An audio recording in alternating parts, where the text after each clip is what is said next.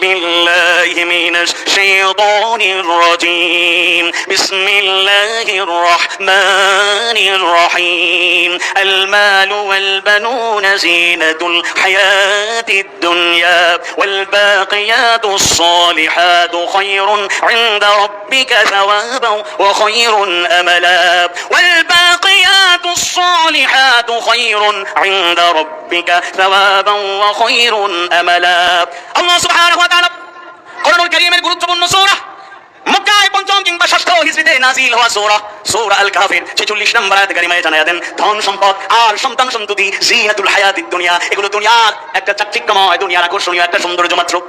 ধন দৌলত টাকা পয়সা অর্থবিত্ত গাড়ি বাড়ি যা কিছুর পেছনে আমরা দৌড়াচ্ছি প্রতিযোগিতায় নেমে পড়েছি এই ধন দৌলত ঐশ্বর্য আর ছেলে মেয়ে সন্তান সন্ততি জিনাতুল হায়াতিদ দুনিয়া দুনিয়ার একটা সৌন্দর্য মাত্র। এরপরে আল্লাহ তাআলা জানায়া দেন ওয়াল বাকিয়াতুস সালিহাতু খায়রুন ইনদা রাব্বিকা সাওয়াবান ওয়া খায়রুন আমালা। আল্লাহু আকবার। আমিন ইয়া রাব্বাল আলামিন। রব্বি জিদনি ইলমা রব্বি ইশরাহ লি সাদরি ওয়া ইয়াসসির লি আমরি ওয়াহলুল উকদাতাম মিন লিসানি ইয়াফকাহু কওলি।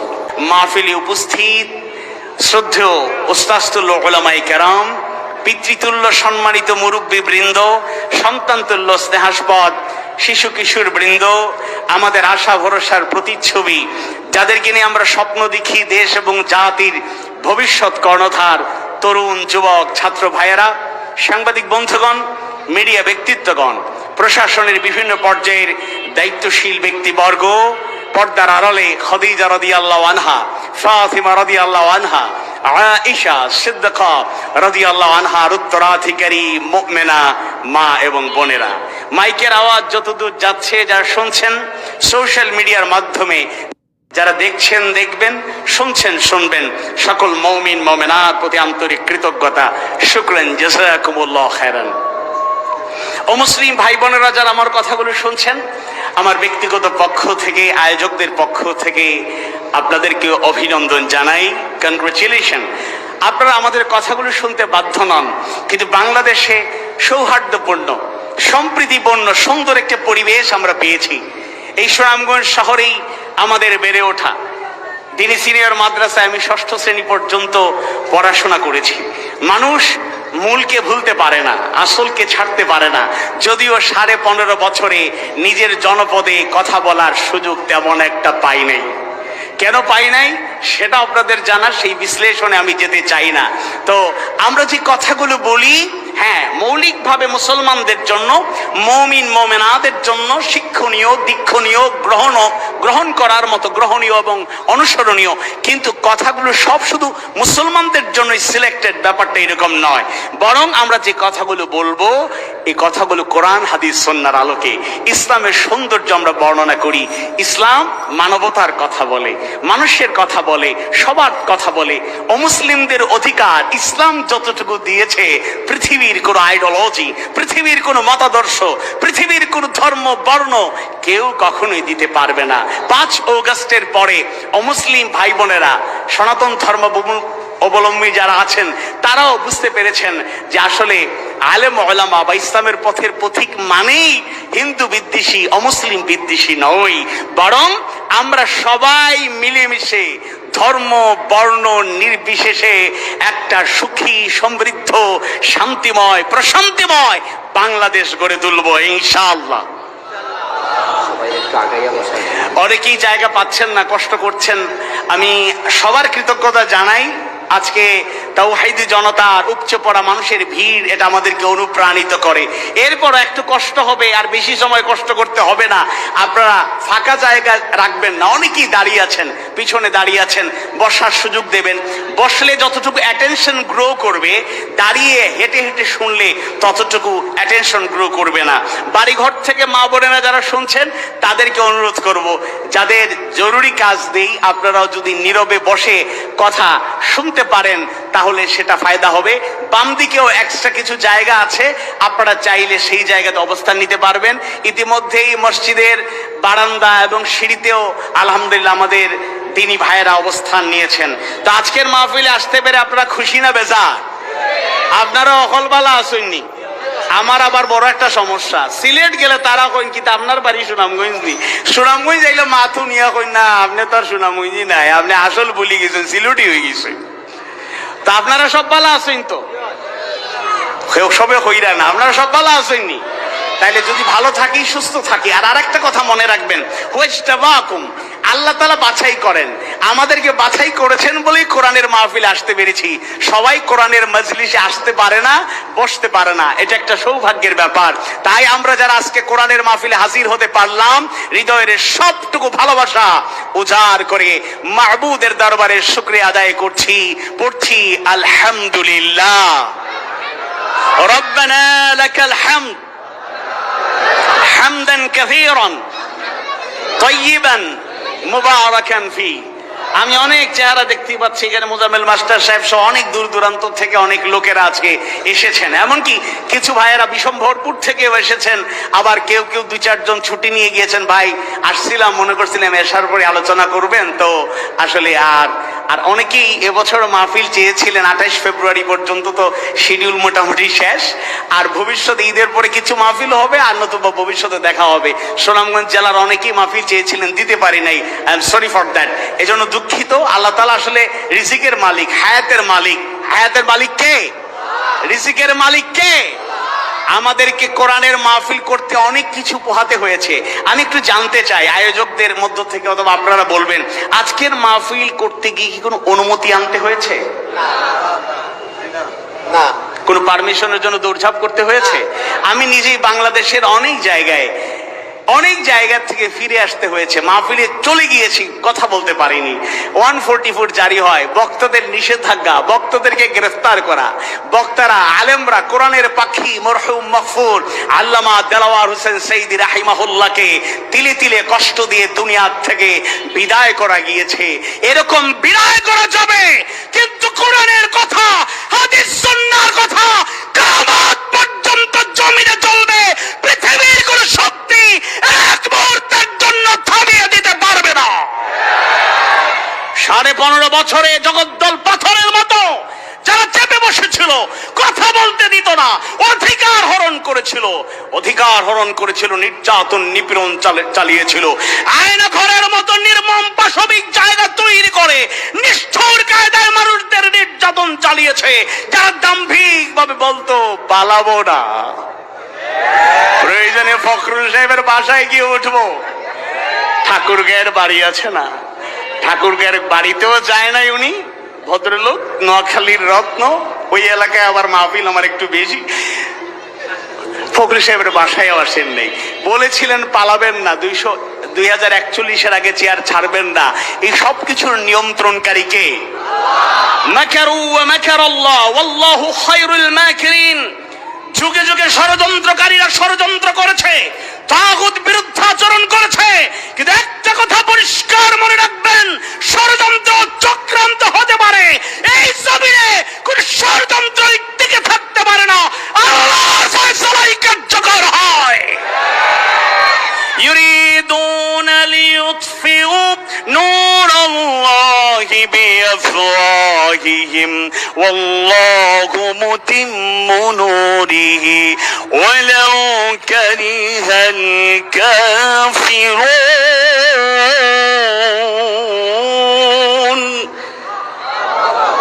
এজন্য আমরা এই ধ্যান ধারণা রাখবো, আল্লাহর আলোকে আল্লাহই প্রজ্বলিত রাখবেন। যারা চলে গিয়েছেন, শহীদ হয়ে গিয়েছেন, নেগেটিভ দিক হলো আমরা কষ্ট পাই যে তারা বিদায় করলো, আর পজিটিভ ধারণা হলো আল্লাহর ফয়সালায়। কারণ আল্লাহর কাছে তারা দোয়া করতেন, আল্লাহ শাহাদাতের মর্যাদা দাও, আল্লাহ তাআলা তাদের কবুল করে তারা চলে গিয়েছেন। সফলতা, তারা আখিরাতের চূড়ান্ত জীবনে ইনশাআল্লাহ জান্নাতুল ফিরদাউসের আলা মাকাম পেয়ে যাবেন। আল্লাহ তুমি কবুল করো। তাহলে তারা সফল। এই কাজটা আমি আজকে আছি, 1 সেকেন্ডের ভরসা নেই। আমি আজকে কথা বলছি, আগামীতে আবার কথা বলবো, কোনো ওয়ারেন্টি গ্যারেন্টি নেই, কিন্তু এই ময়দান ফাঁকা থাকবে না। ফয়সালা কার? আওয়াজ বাড়িয়ে না, ফয়সালা কার? আলহামদুলিল্লাহ। এই জন্য আল্লাহ যে সুযোগ তৈরি করে দিয়েছেন, সুযোগকে প্রপারলি ইউটিলাইজ করতে হবে, সময়ের সদ্ব্যবহার করতে হবে। সময় হচ্ছে সবচেয়ে ইফেক্টিভ। আমি 17 সালের 17 ফেব্রুয়ারি সূরা আসর থেকে আলোচনা করেছিলাম, বিসমিল্লাহির রহমানির রহিম, ওয়াল আসর ইন্নাল ইনসানা লাফি খুসর, সময়ের কসম নিশ্চয়ই মানুষ ক্ষতির মধ্যে রয়েছে। এই জন্য ক্ষতি থেকে বাঁচতে হলে যেই 4টি গুণ এবং আরো অনেক গুণাবলীর কথা বলা হয়েছে, আমরা যেন সেগুলো অর্জন করতে পারি। আল্লাহ তাআলা কবুল করুন, আমিন। এটা গতানুগতিক কোন আলোচনার মাহফিল না, এটার নাম হলো তাফসীরুল কোরআন মাহফিল। সেই হিসাবে তাফসীর করার মতো ইলম, আমল, যোগ্যতা, দক্ষতা, কোয়ালিটি কিংবা ক্যাপাবিলিটি কিছুই নাই। কিন্তু কোরআন থেকে মুফাসসিররা যে বর্ণনা দিয়েছেন, কোরআন হাদিসের দলিল যেগুলো আছে সেগুলো আমরা পাঠ করে শোনাতে পারি, তেলাওয়াত করে শোনাতে পারি, জাতির কাছে পৌঁছে দিতে পারি। কারণ রাসূল শিখিয়েছেন, জানিয়ে দিয়েছেন, বাল্লিগু আন্নী ওয়ালাউ আয়া, একটা আয়াত জানলে অন্যের কাছে পৌঁছে দাও। সুবহানাল্লাহ। এজন্য আমরা যারা আজকে ওয়াজ শুনছি, কথা শুনছি, বয়ান শুনছি, আমাদেরও দায়িত্ব হলো আমরা যা জানবো আমল করব এবং সময় ও সুযোগে সেগুলো যারা অনুপস্থিত তাদের কাছে পৌঁছে দেব ইনশাআল্লাহ। আমি আপনাদের সামনে কোরআনুল কারীমের অত্যন্ত অর্থবহ তাৎপর্যমণ্ডিত সূরা, 18তম সূরা, সূরা কাহফের 46 নম্বর আয়াত কারিমার আলোকে আল্লাহ তাআলা এই আয়াতে কারিমায় কি শিক্ষা দিতে চাইলেন, মুফাসসিররা কি ব্যাখ্যা করলেন, কোরআন হাদিস সুন্নাহর আলোকে বাস্তবতার নিরিখে বর্তমান প্রেক্ষাপটকে সামনে রেখে সেই কথাগুলো তুলে ধরবো ইনশাআল্লাহ। ওমা তৌফিকি ইল্লা বিল্লাহ। أعوذ بالله من الشيطان الرجيم بسم الله الرحمن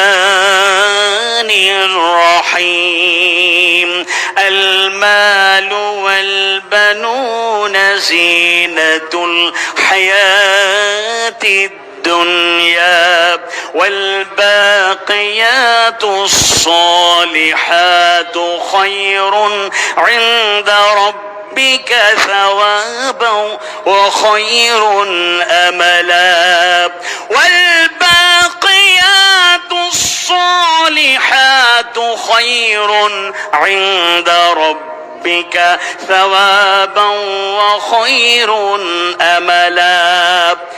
আল্লাহ সুবহানাহু ওয়া তাআলা কোরআনুল কারীমের গুরুত্বপূর্ণ সূরা, মক্কায় 5ম কিংবা 6ষ্ঠ হিজরিতে নাজিল হওয়া সূরা, সূরা আল কাহফের 46 নম্বর আয়াত কারিমায় জানায়া দেন, ধন সম্পদ আর সন্তান সন্ততি জিনাতুল হায়াতিদ দুনিয়া, এগুলো দুনিয়ার একটা চাকচিক্যময়, দুনিয়ার আকর্ষণীয় একটা সৌন্দর্য মাত্র। ধন দৌলত, টাকা পয়সা, অর্থবিত্ত, গাড়ি বাড়ি, যা কিছুর পেছনে আমরা দৌড়াচ্ছি, প্রতিযোগিতায় নেমে পড়েছি, এই ধন দৌলত, ঐশ্বর্য আর ছেলে মেয়ে, সন্তান সন্ততি জিনাতুল হায়াতিদ দুনিয়া, দুনিয়ার একটা সৌন্দর্য মাত্র। এরপরে আল্লাহ তাআলা জানায়া দেন, ওয়াল বাকিয়াতুস সালিহাতু খায়রুন ইনদা রাব্বিকা থাওয়াবান ওয়া খায়রুন আমালা। আল্লাহু আকবার। আল্লাহ তাআলা জানিয়ে দিচ্ছেন, আর তোমার প্রভুর কাছে পুরস্কার এবং প্রত্যাশিত বস্তু, প্রভুর কাছে পুরস্কার এবং প্রত্যাশিত বস্তু হিসাবে উত্তম হলো স্থায়ী আমল, স্থায়ী নেক কাজ। ওয়াল বাকিয়াতুস সালিহাত, সুবহানাল্লাহ। আল্লাহ তাআলা এটা বলেন নাই যে সন্তান সন্ততি, অন্য জায়গায় আছে, সেই ব্যাখ্যা আমরা করব। এখানে বলেছেন যে ধন দৌলত এবং সন্তান সন্ততি দুনিয়ার একটা সৌন্দর্য মাত্র। আর আল্লাহর কাছে পুরস্কার এবং প্রত্যাশিত বস্তু যদি কেউ কামনা করে, তাহলে সর্বোত্তম বস্তু হলো, সর্বোত্তম বিষয় হলো, গ্রহণীয় ব্যাপার হলো স্থায়ী নেক আমল সমূহ। সুবহানাল্লাহ। তাহলে আমরা দুইটা দিক পেলাম। একটা হচ্ছে আমরা জানলাম যে ধন সম্পদ, টাকা পয়সা, অর্থবিত্ত, গাড়ি বাড়ি যা আমরা করছি, এগুলো হালাল ভাবে হলে সেটাও একটা জিনাতুল হায়াতিদ দুনিয়া, দুনিয়ার একটা সৌন্দর্য, কোনো সন্দেহ নাই, নো ডাউট, লা শাক্কা ফি ওয়ালা রাইবা ফি। আবার সন্তান সন্ততি, আমাদের চক্ষু শীতলকারী সন্তান আমরা চাই, এরা আমাদের প্রাণের চেয়েও প্রিয়। একেবারে মোর প্র্যাকটিক্যাল কথা বলি, আপনারা অন্যভাবে নিবেন না। আপনি যখন সন্তান, এখন অনেকেই আছেন ইয়ং, যারা বিয়ে করেন নাই, এখনো বাবা হন নাই, অনেকেই কিশোর আছেন, অনেক শিশু যারা এরা কথাগুলো বুঝবেন না, যারা মোটামুটি বোঝার মতো ক্যাপাসিটি আছে, বোধগম্য শক্তি আল্লাহ তাআলা দিয়েছে, তারা বুঝবেন। আপনি একজন সন্তান, এখন আপনার কাছে দুনিয়ার সবচেয়ে প্রিয় আপনার বাবা, আপনার মা। এর চাইতে প্রিয় কেউ হতে পারে? কথা বলেন না, প্রিয় কেউ হতে পারে না। কিন্তু আপনি যখন বাবার কাতারে সামিল হয়ে যাবেন, এটা হলো দুনিয়ার বাস্তবতা। এটাও আল্লাহ তাআলার দেয়া প্রদত্ত নিয়ামত। মা বাবাকে ভুলে যাবো এই কথা বলছি না, মা বাবার কদর কমে যাবে এই কথা বলছি না, কিন্তু ন্যাচারাল ব্যাপার হলো, বাস্তবতা হলো, কেন জানি সন্তান আমার সবচেয়ে প্রিয় হয়ে যায়, মনে হয় তার চাইতে প্রিয় আমার দুনিয়াতে আর কেউ নাই। এবং যারা দাদা নানা এখন মন খারাপ করবেন, মন খারাপ করে লাভ নাই তো। আপনি যখন বাবা হয়েছিলেন, আপনার সন্তান ছিল আপনার সবচাইতে সেরা। আপনার পৃথিবীতে সন্তানের চাইতে, ছেলের চাইতে, মেয়ের চাইতে প্রিয় কেউ ছিল না। এটা হলো বাস্তবতা। তাহলে এটাও ঠিক আছে, বাবা মায়ের সম্মান থাকবে, কিন্তু যখন আমি বাবা হয়ে যাব, কেন জানি আমার মন সন্তানের জন্য টানে, হৃদয়টা বিগলিত হয়, তার জন্য মন কাঁদে। আমরা যে সফরে থাকি, এক সপ্তাহ সফর করে এসেছি, 16 তারিখের পরে আবার 17 তারিখ থেকে 1 ডিসেম্বর একটানা 17 দিন সফর সিলেট অঞ্চলের বাইরে, বিভাগের বাইরে। এই যে সফরগুলোতে যাই, যদি আমার বাচ্চা কাছে এত বড় না, ছোট ছোট দুজন আছেন আলহামদুলিল্লাহ, তো একটা হৃদয়ের মধ্যে আলাদা একটা টান। তবে এখন সোশ্যাল মিডিয়ার যুগ হওয়ার কারণে কিছুটা তৃপ্তি পাওয়া যায়। মনে করুন এখন ভিডিও কলে একটু বাচ্চাদের সাথে কথা বলা যায়, যদিও এটা পুরোপুরি তৃপ্তি পাওয়া যায় না, কিন্তু আমরা ফিল করি, মনে হয় যেন সন্তান সন্ততি আমাদের সবচেয়ে প্রিয়।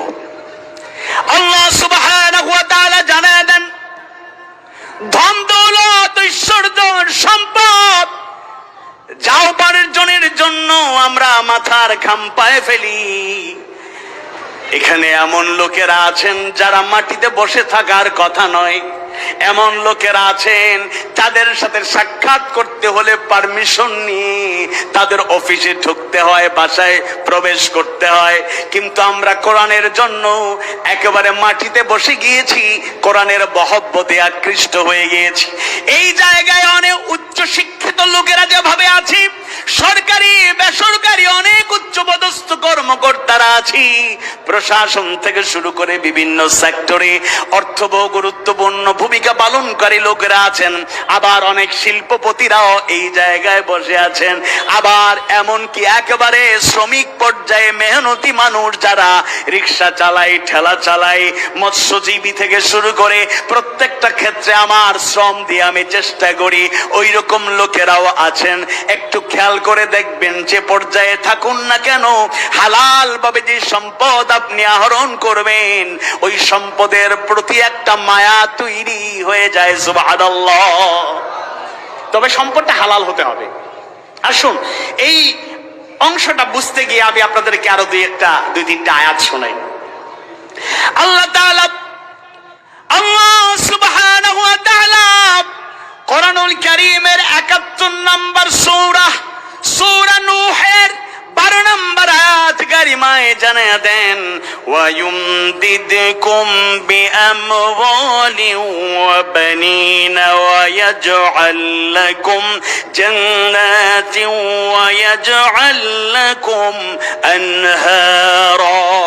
আল্লাহ তাআলা সূরা নূহ 71 নম্বর সূরার 12 নম্বর আয়াতে কারিমায় জানিয়ে দিচ্ছেন, আর তোমাদেরকে ধন সম্পদ ও সন্তান সন্ততি দিয়ে সাহায্য করবেন এবং তোমাদের জন্য বাগিচা দেবেন এবং দেবেন নদী নালা। তিনি কে? আওয়াজ বাড়িয়ে বলুন কে? তাহলে দুনিয়ার জীবনে সম্পদ দেবেন, সন্তান সন্ততি দেবেন, সাহায্য করবেন এগুলো দিয়ে, এবং আখেরাতে বাগ বাগিচা জান্নাতের নিয়ামত গুলো, ওয়াইদখিলকুম জান্নাতিন তাজরি মিন তাহতিহাল আনহার ওয়া মাসাকিন তাইয়িবাতান ফি জান্নাতি আদন। আল্লাহু আকবার। বাগিচা তিনি নদী নালা সৌন্দর্য আখেরাতেও রেখেছেন, দুনিয়াতেও সেগুলো দিয়ে আমাদের জীবনটাকে অনেক সৌন্দর্য মণ্ডিত করেছেন। তাহলে এগুলো যিনি দেন তিনি কে? আল্লাহ। এগুলো দেন, সাহায্য করেন, এটা আল্লাহ প্রদত্ত নিয়ামত। আমি আপনাদেরকে বলি, অনেকে আমরা গরিব থাকতে পারি, আমি নিজে মনে করেন একজন গরিব, কিন্তু এরপর একটা টেকনিক শিখিয়ে যাই। এই টেকনিক অবলম্বন করার পরও যদি আর্থিক অনটন না কাটে, যদি অভাব অনটন না কাটে, তাহলে বুঝবেন গজব বা বিপদ না, এটা পরীক্ষা করছেন আল্লাহ তাআলা। টেকনিকটা হলো, অনেক দোয়া আছে, একটা দোয়া আমাদের জানা কিন্তু আমরা পড়ি না, পড়বেন। কেমনে বরকত হবে আমরা টেরও পাবো না ইনশাআল্লাহ। রব্বানা আতিনা ফিদ দুনিয়া হাসানা ওয়া ফিল আখিরাতি হাসানা ওয়া কিনা আযাবান নার। আমিন। আমরা দুনিয়াতে হাসানা চাই, আখিরাতে হাসানা চাই, আর জাহান্নামের আগুন থেকে বাঁচতে চাই। আল্লাহ তুমি কবুল করো। অনেকে আছে শোনেন, আমাদের সিলেট অঞ্চলের একটা হিস্ট্রি হলো এবং বাস্তবতা কিছু চেঞ্জ হচ্ছে। কিছু লোক আছে মনে করে ইন্টারমিডিয়েট শেষ করেছে, এখন বাজারে আড্ডা দেয়, গল্প করে, চা খায়, নাস্তা করে, বার্গার খায়, এরপরে ফাস্টফুড খায়। সন্ধ্যা হলেই দেখবেন কাজীর পয়েন্টে গিয়ে, এখানে ভালো রেস্টুরেন্ট আছে, অথবা বাজারে চলে যায়, গিয়ে গ্রিল খায়, চাপ খায়, কাবাব খায়, আছে না নাই? জিজ্ঞেস করলে তুমি কি করো? কি করি বলতে এখন আপাতত একটু ফ্রি আছি। ফ্রি মানে কি? মানে ওই যে ইউএসএ তে যাওয়ার একটা সম্ভাবনা আছে, তো আইএলটিএস করার চেষ্টা করছি, আইএলটিএস করছি আর প্রস্তুতি নিচ্ছি। তো এটা কতদিন থেকে তুমি এরকম কিছু করছো না? বেশি হয় নাই, 6 মাস থেকে 1 বছর হয়েছে। প্রথমে 6 মাসে ভর্তি হই নাই, এবার ভর্তি হয়েছি। ইনশাল্লাহ ইউকে তে অথবা আমেরিকায় চলে যাব, বা কানাডায় ভালো সুযোগ সুবিধা মাঝখানে ছিল, বা অন্য একটা ইউরোপের কান্ট্রিতে যাব। এই জন্য সে বেকার সময় কাটাচ্ছে। কিন্তু এই বাংলাদেশে যেহেতু আল্লাহর রহমতে 62 জেলা সফর শেষ, 2টা জেলা বাকি আছে, জানুয়ারিতে এটা ফিল আপ হয়ে যাবে ইনশাআল্লাহ। তো সেই প্র্যাকটিক্যাল এক্সপিরিয়েন্স থেকে বলছি, আমার দেশেরই এরকম সোনার টুকরা ছেলেরা আছে, মেয়েরা পর্যন্ত আছে, যারা টাইম ওয়েস্ট করে না, প্রত্যেকটা মুহূর্তকে প্রপারলি ইউটিলাইজ করে। তারা পড়াশোনার ফাঁকে ফাঁকে টিউশনি করে, প্রয়োজনে চাকরি করে, প্রয়োজনে তারা কিছু একটা করে সময়টাকে কাজে লাগায়, বেহুদা সময় নষ্ট করে না। আর আমরা চান্স পাইলি, লন্ডনে অনেকেই আত্মীয় স্বজন আছেন, আমেরিকায় আছেন, মধ্যপ্রাচ্যে আছেন, অনেক দাদা বাবুরা ওইদিকে প্রবাসীরা কি কষ্ট করছে, মাথার ঘাম পায়ে ফেলে 18 ঘন্টা 16 ঘন্টা 14 ঘন্টা ডিউটি করে লাইফ বরবাদ। আর এইদিকে বৈশা আইফোন প্রো ম্যাক্স, এরপরে স্যামসাং বিভিন্ন মোবাইল ইউজ করছি, মোটরসাইকেল একটার পর একটা চেঞ্জ করতেছি, বিলাসিতা করছি। না, এটা কখনোই কাম্য নয়। অর্থ সম্পদ অনেকে আছে শুধু হাহুতাশ, ডিপ্রেশন, ভাই আমারে দিয়ে কিছু হবে না, কোনো দিকে পারলে কাজে লাগান। সে পরিশ্রম করে না, হাত পা গুটিয়ে থাকে, ঘুম থেকে 12টার আগে সকালে উঠে না। এরকম যুবক সুনামগঞ্জে নাই? শুনুন, কাজ করা কোনো লজ্জার ব্যাপার নয়, বেকার থাকা, বাদাইম্মার মতো ঘোরাফেরা করা, এটা হলো লজ্জা। এজন্য আমরা আল্লাহর কাছে চাইব আর পরিশ্রম করবো। ওয়ালাইসা লিল ইনসানি ইল্লা মা সাআ। হাত পা গুটিয়ে বলে আল্লাহ আমারে দাও, আল্লাহর নীতি এটা নয়। আপনি চেষ্টা করবেন, প্রাণপণ চেষ্টা করবেন, আপনার রিজিকের সবকিছু বদলায় যিনি দিবেন তিনি কে? আওয়াজ বাড়িয়ে বলুন কে? আল্লাহর কাছে চাইতে হবে। এরপরে আল্লাহ তাআলা অত্যন্ত গুরুত্বপূর্ণ একটা কথা বললেন। এবার একটা নেগেটিভ কথা চলে আসলো। আল্লাহ তাআলা এবার 8ম সূরার 28 নম্বর আয়াত কারিমায় জানিয়ে দেন, وَاعْلَمُوا أَنَّمَا أَمْوَالُكُمْ وَأَوْلَادُكُمْ فِتْنَةٌ وَأَنَّ اللَّهَ عِندَهُ أَجْرٌ عَظِيمٌ।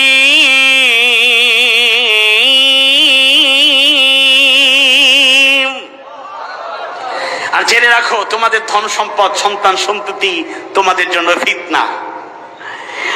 আর নিশ্চয় আল্লাহ তার নিকট আছে মহা পুরস্কার। সুবহানাল্লাহ।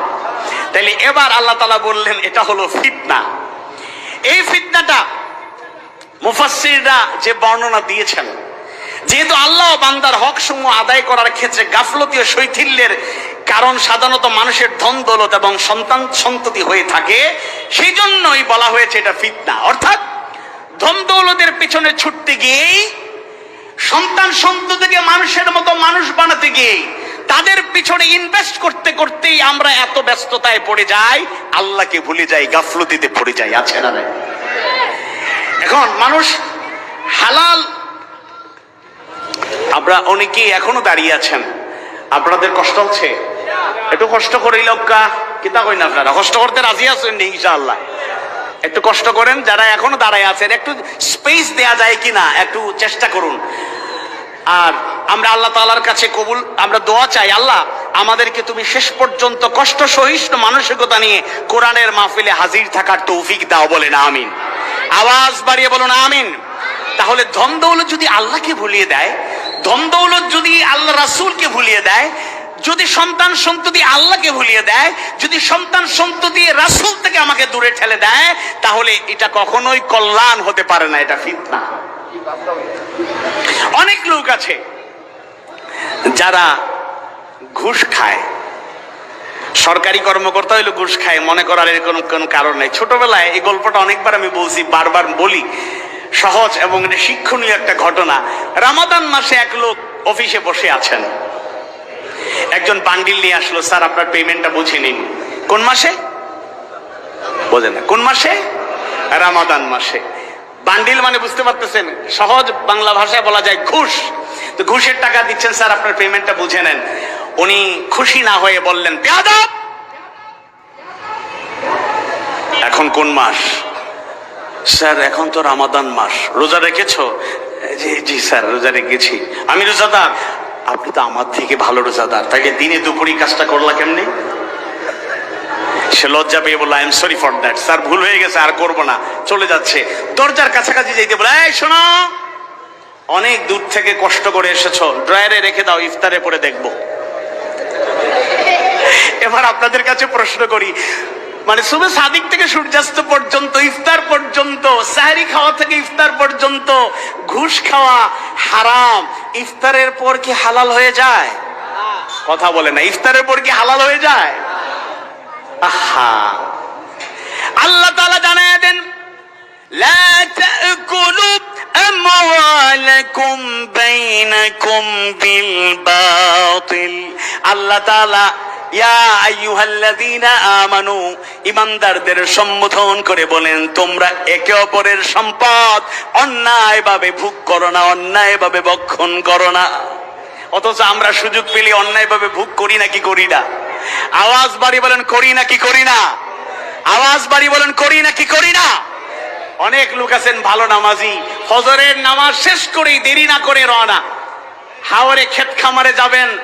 অনেকে বলছেন একটু পরে যান না, তারাও না যাই, আমি তাড়াতাড়ি যাই, ফজরের আগেই রওনা দিলে ভালো হইতো, নামাজটা তো ছাড়া যায় না, পড়লাম, চলে গিয়েছে। অন্ধকার, তখনও আলো এখনো ফুটেনি, সূর্য উঠেনি, এই লোক ডানে বামে তাকায় দেখে কেউ নাই, এবার আইল ঠেলা ঠেলি বলে, এরকম লোক মানে সুনামগঞ্জ নাই, আসেন না নাই, ঠেলাইয়া হতাহান বাড়াইবা, কিচ্ছু বাড়াইতা না। অন্যের জায়গা দখল করে কি করবেন আপনি? আপনি মনে করছেন অন্যকে ঠকাচ্ছি, আপনি মনে করছেন পাওয়ার অ্যাপ্লাই করে আপনি জুলুম চালিয়ে তার সম্পদ ভোগ করে আমি দুনিয়ায় অনেক ধনাঢ্য ব্যক্তি, রাজাধিরাজ, প্রিন্স হয়ে যাব। কিন্তু মনে রাখবেন, বান্দার হক নষ্ট করার কারণে দুনিয়াতে আপনাকে এমন আযাব ভোগ করতে হবে, আর আখিরাতের জাহান্নাম ছাড়া আপনার কোনো গন্তব্য থাকবে না। একটা পরিবার অসহায় বা দুর্বল অথবা ইয়াতীম, আপন ভাই তার ভাইয়ের সন্তানদেরকে ঠকায়, ছোট বাচ্চা রেখে ভাই মরছে, উনি বেশি কাঁদছে, লোকদের সামনে জানাজায় কথা বলতে পারে নাই, কান্নাকাটি করতে করতে বেহুশ। লোকেরা কয়, দেখছো ভাইয়ের জন্য ভাইয়ের কত মায়া, এক সপ্তাহ যেতে না যেতেই মায়া শুরু হয়ে গেছে। ছোট ছোট বাতিজা বাতিজের বলছে, তোমরা টিপসই লাগাও। কি লাগাও? টিপসই লাগাও। বাতিজা বাতিজি কিচ্ছু বুঝে নাই, মাঝখানে সম্পদ তার ভোগ করে তার দখলে নিয়ে গেছে। এরকম পাষণ্ড বর্বর জালেম এই জমিনে আছে না নাই? আল্লাহ তাআলা জানায়া দিলেন, ওয়া আহাল্লাহুল বাই'a ওয়া হারামার রিবা, আর আল্লাহ তাআলা ব্যবসাকে হালাল করেছেন আর সুদকে করেছেন হারাম। সুতরাং ব্যবসা করব, হালাল ভাবে উপার্জন করব, এটার থেকে মুনাফা অর্জন করব, এতে কোনো বাধা নাই। হারাম পন্থায় ব্যবসা করব না, সতর্ক থাকতে হবে। আর ওয়া হারামার রিবা, আর সুদকে আল্লাহ তাআলা হারাম করেছেন। যতদিন বাঁচবো সুদের সাথে কোনো সম্পর্ক রাখা যাবে না। সবাই বলেন নাই, সমস্যা আমাদের মধ্যে আছে, একদিনে যাবে না, তবে সিদ্ধান্ত নিতে হবে। সুদের একেবারে ছোট শাস্তি হলো, নাউযু বিল্লাহি মিন যালিক, একেবারে ছোট শাস্তি হলো মায়ের সাথে জিনা করার মতো, নাউযু বিল্লাহি মিন যালিক, 36 বার জিনা করার মতো শাস্তি। সুতরাং আমাদেরকে বেঁচে থাকতে হবে। তাইলে একটা অংশ আমি আপনাদের সামনে ক্লিয়ার করার চেষ্টা করলাম, আল মাল ওয়াল বানুন, ফিনান্সিয়াল ক্যাপাসিটি, ক্যাপাবিলিটি, এবং আমাদের সন্তান সন্ততির মায়া মহব্বত, জিনাতুল হায়াতিদ দুনিয়া, এটা দুনিয়ার একটা সৌন্দর্য। এর মানে কেউ সম্পদ পেলে অপচয় করবেন না, ফেলে রাখবেন না। আল্লাহ তার রাসূলের নীতির আলোকে সেটাকে কাজে লাগাবেন, রক্ষণাবেক্ষণ করবেন। যেভাবে আমাদেরকে কৃপণতা করা উচিত নয়, একইভাবে অপচয় করাও ঠিক নয়। অপচয়কারীরা কার ভাই? শয়তানের ভাই, মনে রাখতে হবে। এবার আসুন আসল যে কয়েকটা টু দা পয়েন্ট আমরা আলোচনা করি, এগুলার আকর্ষণ থাকতে হবে। কিন্তু আল্লাহ তাআলা বললেন আসল আল্লাহর কাছে যদি কেউ কিছু প্রত্যাশা করে, যদি পেতে চায়, যদি প্রকৃত শান্তি, স্বস্তি, পুরস্কার পেতে চায়, কল্যাণ পেতে চায়, তাহলে তাদের জন্য সর্বোত্তম হলো ওয়াল বাকিয়াতুস সলিহাত, স্থায়ী পুণ্য কাজ। স্থায়ী পুণ্য কাজ বলতে কি বুঝায়? যেহেতু এটা তাফসীর মাহফিল, মনে রাখবেন আল্লাহর রাসূল নিজেও অনেক ব্যাখ্যা দিয়ে গিয়েছেন। আল্লাহ তাআলা নিজে একটা আয়াতের তাফসীর আরেকটা আয়াত দিয়ে করেছেন। সুবহানাল্লাহ। আয়াত দিয়ে আয়াতের তাফসীরটা হলো সবচেয়ে সেরা তাফসীর। এরপরে রাসূলের বর্ণনার আলোকে মিলিয়ে তাফসীর করলে ওটা হলো সেরা। এরপরে যাদের মর্যাদা বেশি তারা হলেন সাহাবায়ে কেরাম। সাহাবায়ে কেরাম আজমাইন রাদিয়াল্লাহু আনহুম, সাহাবীরা যে বর্ণনা দিয়েছেন তাদের তাফসীরটা গ্রহণযোগ্য। ক্রমান্বয়ে বর্তমান যুগেও যদি এরকম ইলম, এরকম যোগ্যতা কেউ রাখেন, তিনিও তাফসীর রচনা করতে পারেন।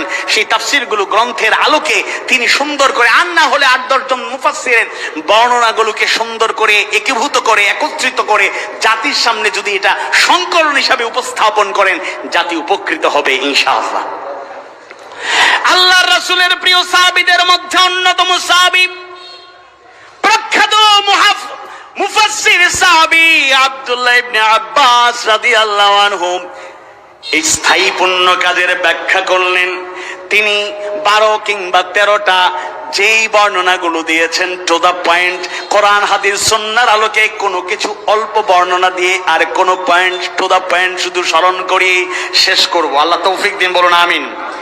আব্দুল্লাহ ইবনে আব্বাস রাদিয়াল্লাহু আনহু স্থায়ী পুণ্য কাজের বর্ণনা দিয়েছেন। তিনি 1 নম্বরে বলেছেন হিয়া যিকরুল্লাহ, আর তা হলো আল্লাহর জিকির। কার জিকির? কাউলু লা ইলাহা ইল্লাল্লাহু আল্লাহু আকবার ওয়া সুবহানাল্লাহি ওয়াল হামদুলিল্লাহ ওয়া তাবারাকাল্লাহু ওয়া লা হাওলা ওয়া লা কুওয়াতা ইল্লা বিল্লাহ।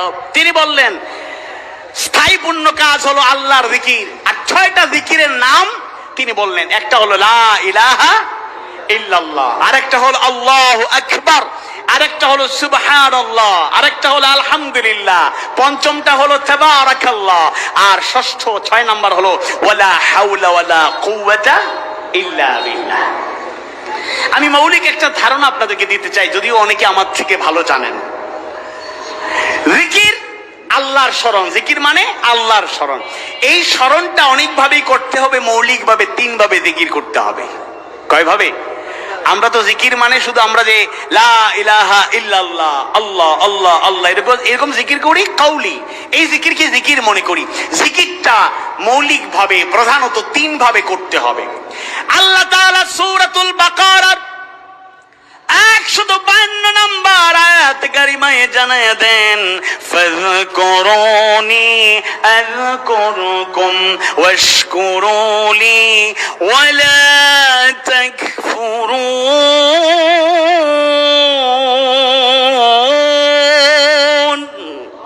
ফাযকুরুনি, সুতরাং তোমরা আমাকে স্মরণ করো, আযকুরকুম, আমি তোমাদেরকে স্মরণ করব, ওয়াশকুরুলি, আর আমার শুকরিয়া আদায় করো, আমার কৃতজ্ঞতা প্রকাশ করো, ওয়ালা তাকফুরুন, আর কুফরি করো না, অকৃতজ্ঞ হয়ে যাও না, অস্বীকার করো না। আল্লাহু আকবার। একটু জিকির করি লা ইলাহা ইল্লাল্লাহ,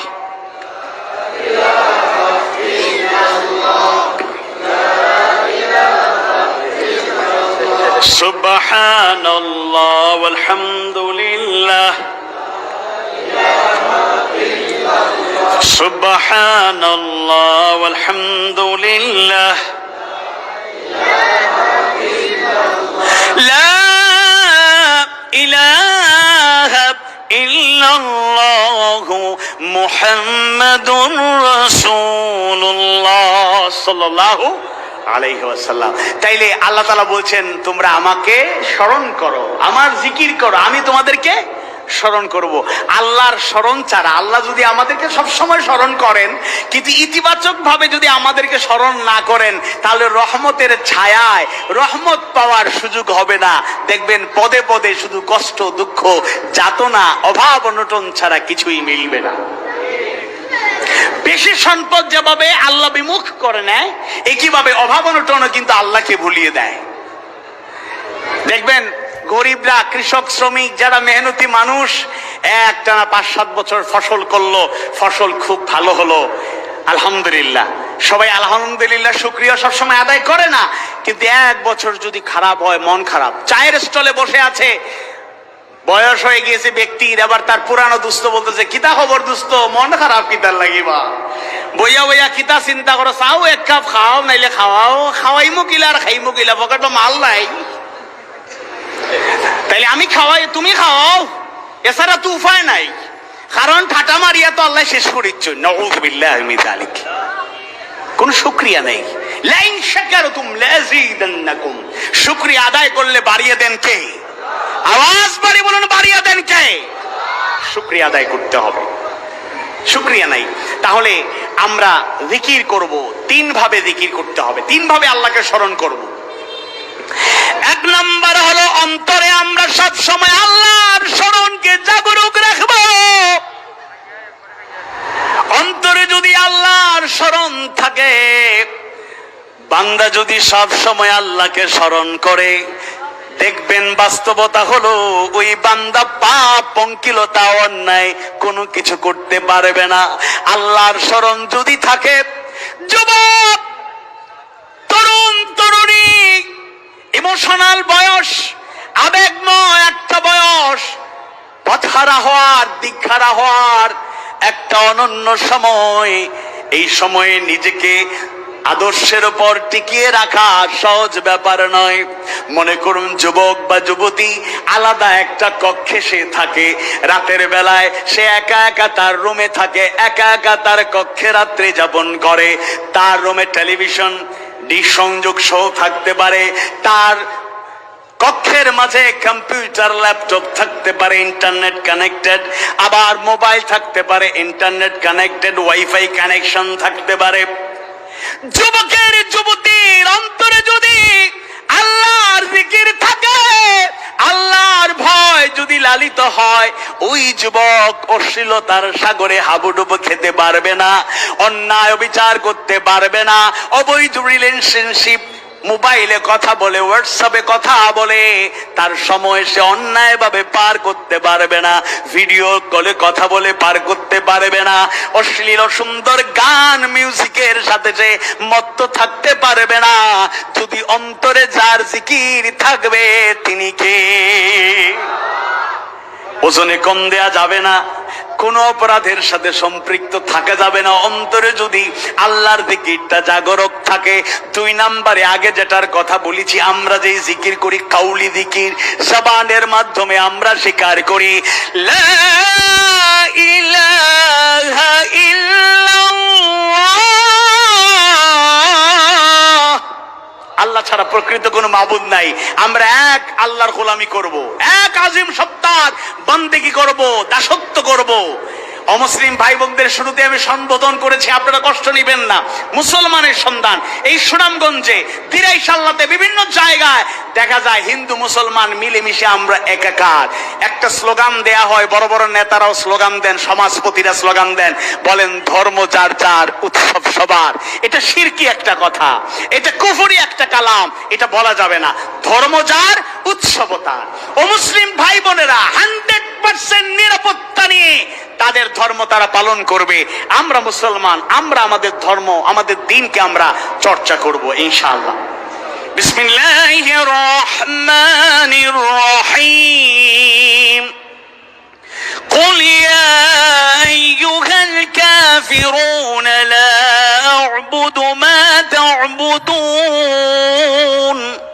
قل يا أيها الكافرون, বলুন হে কাফেরগণ, লা আ'বুদু, আমি গোলামি করি না, মা তা'বুদুন, তোমরা তাদের গোলামি করো। দেখুন অমুসলিমরা তাদের ধর্মীয় উৎসব পালন করবেন, আমরা তাদের ধর্মীয় উৎসবে শরীক হব না। তাদের সিকিউরিটি কিংবা কোনো নিরাপত্তা জনিত কোনো হেল্প লাগলে, কিংবা জনপ্রতিনিধিরা যারা দায়িত্ব পালন করেন রেসপন্সিবল, তারা তাদের দায়িত্ব থেকে যদি তাদের কোনো প্রাপ্য থাকে সেটা পৌঁছে দেবেন, সরকারি অনুদান থাকে সেটা পৌঁছে দেবেন, কিন্তু ধর্মীয় উৎসবে শরীক হওয়া যাবে না। একইভাবে অন্যান্য ধর্মের লোককে আমরা বন্ধুত্বের খাতিরে হোক কিংবা চাপ দিয়ে আমাদের ধর্ম পালন করাতে পারি না।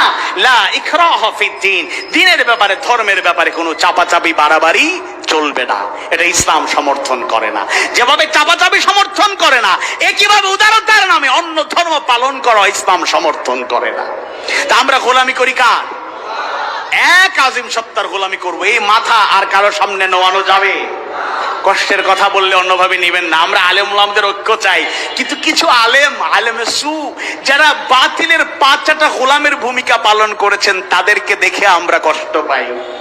আল উলামা ওয়ারাসাতুল আম্বিয়া, আলেমগণ নবী রাসূলের ওয়ারিস। কিন্তু ওই 15.5 বছরে একজন স্কলার, ডক্টরেট ডিগ্রিধারী আলেম, তিনি বলেই ফেললেন উনি মানে আপা একজন জান্নাতি মহিয়সী নারী। ওই লোককে আর খুঁজে পাওয়া যাচ্ছে না, সবাই পালালো। এবার টকশোতে আলোচনা চলছে, পত্র পত্রিকায় লেখালেখি চলছে, সোশ্যাল মিডিয়ায় স্ট্যাটাস, কমেন্ট, শেয়ার এগুলো চলছে যে সবাই পালালো, ঠিক আছে, বাইতুল মুকাররমের খতিব পালালো। শুনুন, আলেমদেরকে আলেমদের মতোই অবস্থান নিতে হবে। ইমাম খতিবদেরকে তার আত্মমর্যাদা নিয়ে দায়িত্ব পালন করতে হবে। মুফাসসির, ওয়াইজ, বক্তা, দাঈর আল্লাহ, ইসলামের পথের পথিকদেরকে হকের পক্ষে থাকতে গিয়ে যদি জীবন দিতে হয়, রক্ত দিতে হয়, বন্দী থাকতে হয়, যে কোনো ত্যাগ আমরা স্বীকার করব। বাতিলের রক্তচক্ষু পরোয়া করে ঈমান হারা হয়ে মুনাফিকের জীবন আমরা চাই না।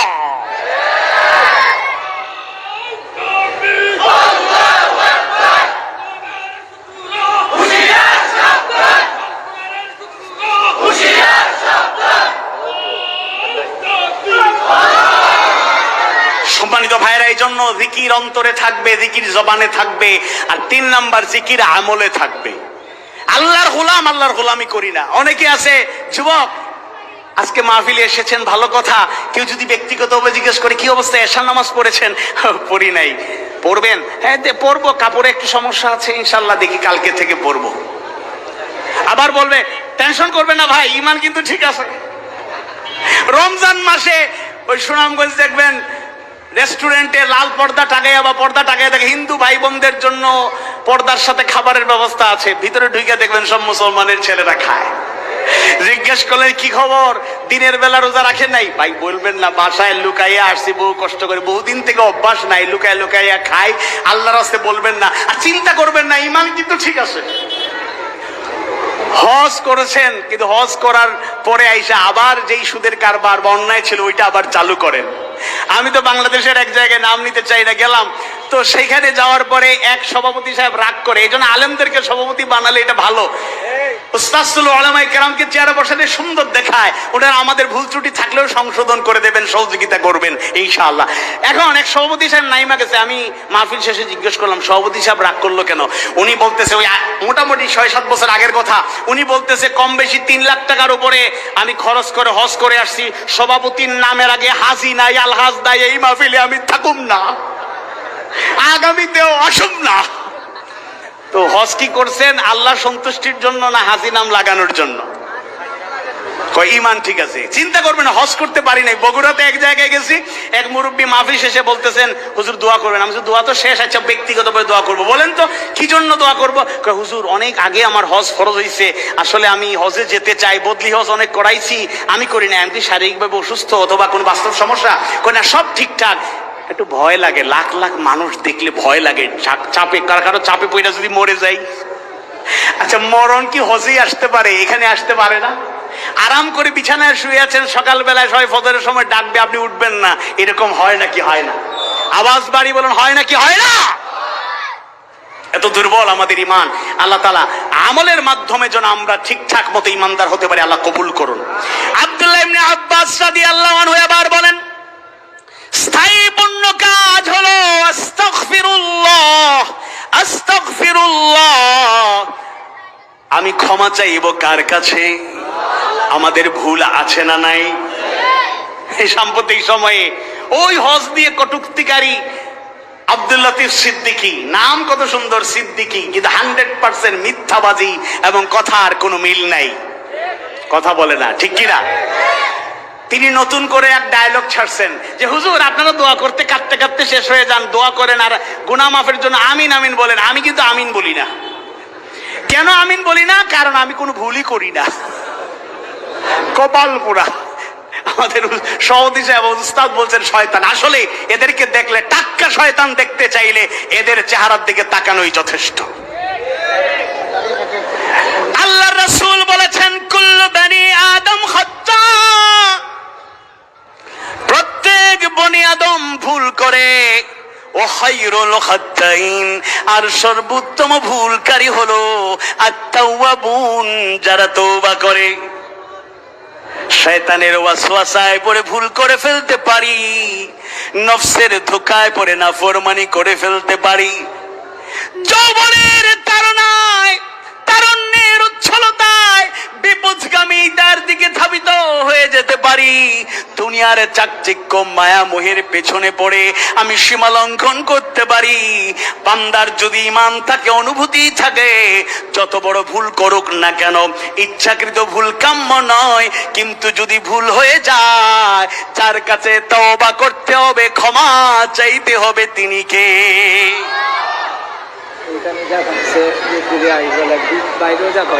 ইনশাল্লাহ এখন আবার করলে অনেক বিশৃঙ্খলা হয়ে যাবে। যারা আসছেন বসে থাকেন, যখন পরবর্তী আমাদের কাঙ্ক্ষিত মেহমান আসবেন এই ফাঁকা জায়গাটা পূরণ করে দেবেন, তাইলে সৌন্দর্য বাড়বে ইনশাল্লাহ। এদিকেও আসতে পারবেন আস্তে আস্তে করে, বাম দিকে জায়গা আছে। সবাই বলি আলহামদুলিল্লাহ। অনেক মাহফিলের লোক ডেকে আনা যায় না, এখানে জায়গা দেওয়া যাচ্ছে না। নারায়ে তাকবীর, লিল্লাহি তাকবীর। আল কোরআনের আলো, সংসদে জালো। আল্লাহ কবুল করুন, বলো না আমিন। এটা প্রমাণিত হচ্ছে যদি উন্মুক্ত ময়দান দিতে পারি আমরা। 15.5 বছরে মাহফিল করা যায় নাই। যদি বড় কোনো মাঠে ময়দানে আগামীর মাহফিল আয়োজন করা হয়, আমাদের কমিটির একজন গুরুত্বপূর্ণ ব্যক্তি তিনি বললেন যে আগামীতে আমরা 2 দিন করব। বলেন ইনশাআল্লাহ। যদি ঠিকঠাক মতো দাওয়াত দেওয়া যায়, এই ধারা অব্যাহত রাখা যায়, এবং এই কথাটাও দ্ব্যর্থহীন কণ্ঠে বলতে চাই, অন্তর্বর্তীকালীন সরকার কিংবা পরবর্তী কোন সরকার যদি আবারও কোরআনের মাহফিলে বাধার সৃষ্টি করতে চায়, আইন জারি করে বন্ধ করতে চায়, 144 জারি করতে চায়, কিংবা অনুমতির সিস্টেম চালু করে, বাংলার তাওহীদি জনতা তাদের বিরুদ্ধে রুখে দাঁড়াবে।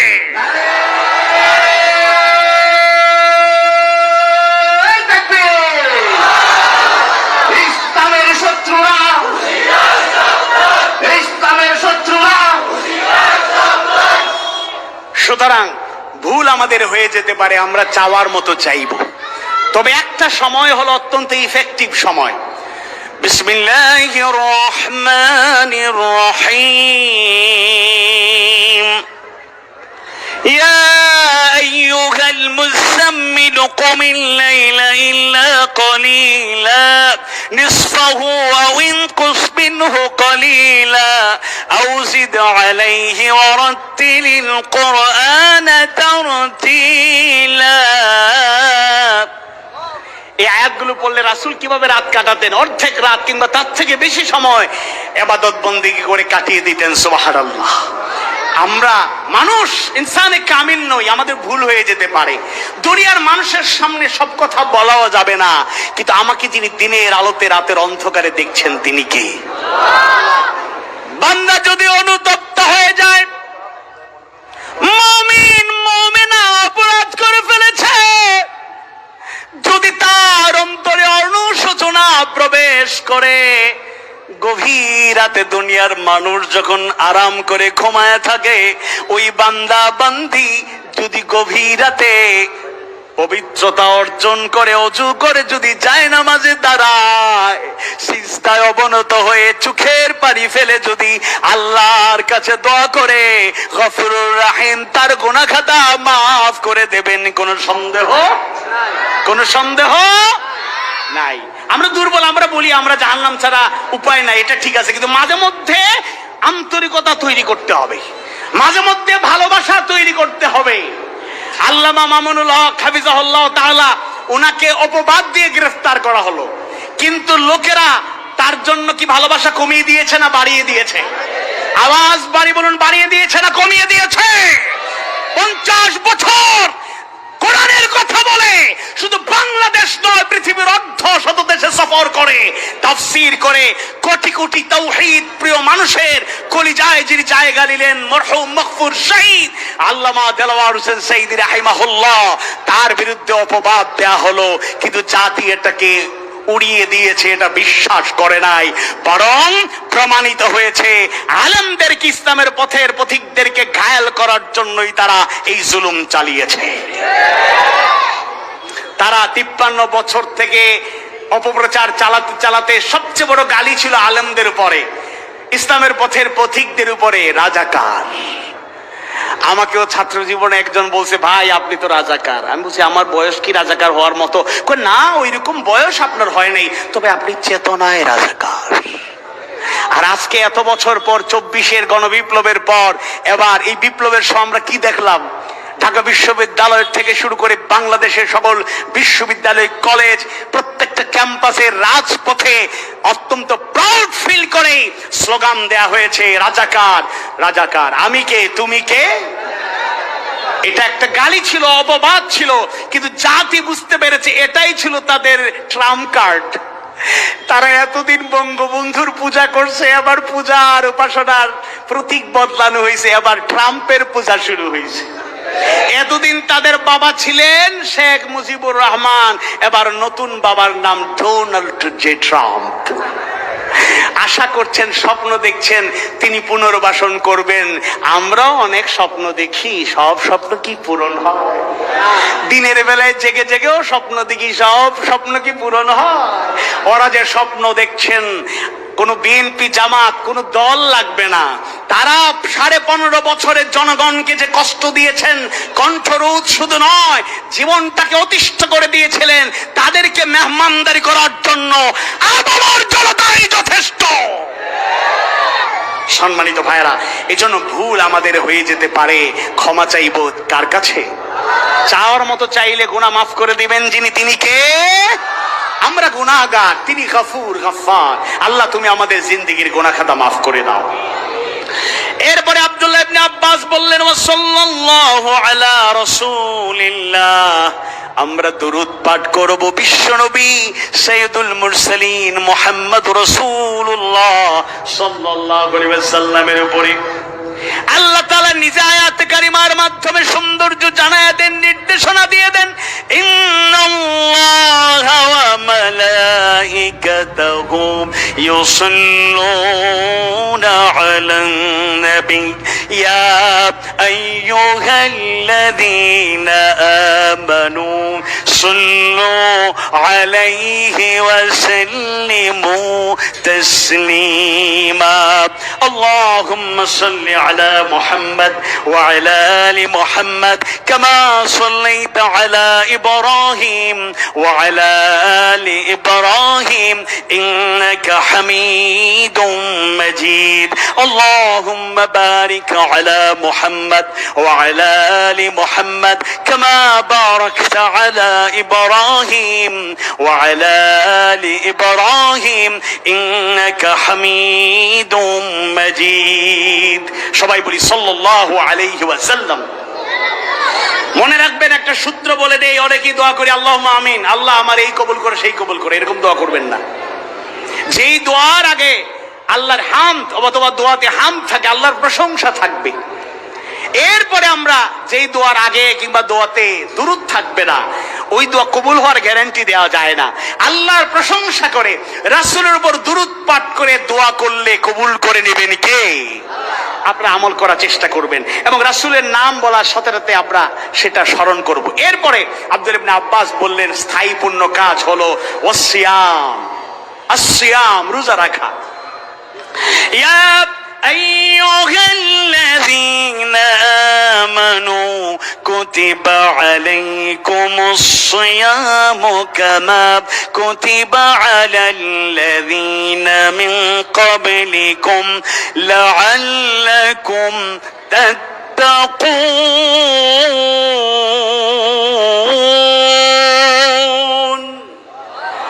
হে ইমানদারগণ, কুতিবা আই ফরিদা আলাইকুমুস সিয়াম, তোমাদের রোজাকে ফরজ করে দেয়া হয়েছে, কামা কুতিবা আলাল্লাযীনা মিন ক্বাবলিকুম, যেভাবে পূর্ববর্তীদের উপর ফরজ করা হয়েছিল, লাআল্লাকুম তাত্তাকুন, আশা করা যায় সম্ভবত তোমরা মুত্তাকি হবে, তাকওয়ার গুণ অর্জন করবে। সুবহানাল্লাহ।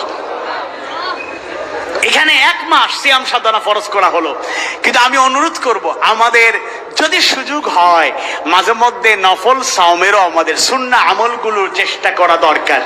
যেমন সোমবারে আল্লাহ রাসূল সাল্লাল্লাহু আলাইহি ওয়াসাল্লাম রোজা রাখতেন, বৃহস্পতিবারে রোজা রাখতেন। আল্লাহ রাসূল আইয়ামে বীজ 13 আরবি মাসের 13, 14, 15 এই 3 দিন রোজা রাখতেন। এরকম অনেক সুন্নাহ আমল আছে। আমরা শুধু ফরজ রোজা তো অবশ্যই রাখবো, পাশাপাশি নফল সুন্নত রোজাও রাখার আমরা চেষ্টা করব ইনশাআল্লাহ। রোজা কি গুণটা আমাদের মধ্যে তৈরি করতে চায়? লাআল্লাকুম তাত্তাকুন, তাকওয়ার গুণ আমাদের মধ্যে তৈরি করতে চায়। তাকওয়ার মৌলিক অনেকগুলো অর্থ, এর মধ্যে 2টা অর্থ আপনাদের শোনাই। একটা হলো ভয়, অন্তরে এবং বাস্তবতায় ভয় অন্তরে থাকবে কার? আপনারা কি জেগে আছেন না ঘুমিয়ে গেছেন? নারায়ে তাকবীর, লিল্লাহি তাকবীর, প্রধান অতিথি রহমান, আহলান ওয়া সাহলান, মারহাবান। আমরা ইনশাআল্লাহ আমাদের কাঙ্ক্ষিত মেহমানকে অল্প সময়ের মধ্যে আমাদের মাঝে আমরা পেয়ে যাব। তিনি চলে আসতেছেন, আমি কথা লম্বা করব না। এরপরে আল্লাহ তাআলা বললেন ওয়াসসালাহ, এরপরে হলো নামাজ, সালাত। ঈমান আনার পরে নামাজকে গুরুত্ব দিতে হবে। ওয়াল হজ, হজ যাদের উপর ফরজ, সবার উপর হজ ফরজ নয়। ওয়ালিল্লাহি আলান নাসি হিজ্জুল বাইতি মান ইসতাতা ইলাইহি সাবিলা, সামর্থ্যবান ব্যক্তিদের উপর হজ ফরজ, কমপক্ষে একবার তারা হজ আদায় করবেন। ওয়াস সাদাকা, এরপরে সাদাকা করা, দান খয়রাত করা। ওয়াল ইতকু, বন্দীকে মুক্ত করা। এরপরে ওয়াল জিহাদু, আল্লাহর পথে জিহাদ করা, চেষ্টা করা। ওয়াস সিলা, আত্মীয়তার সম্পর্ক রক্ষা করা। ওয়া জামিউ আমালুল হাসানাত, আর যাবতীয় নেক আমলই হলো স্থায়ী পুণ্য কাজ। এবং আরেকটা বিষয় বলেছেন, হিয়াল কালামুত তাইয়্যিব, পবিত্র কথাগুলো হলো স্থায়ী পুণ্য কাজ। আলহামদুলিল্লাহ।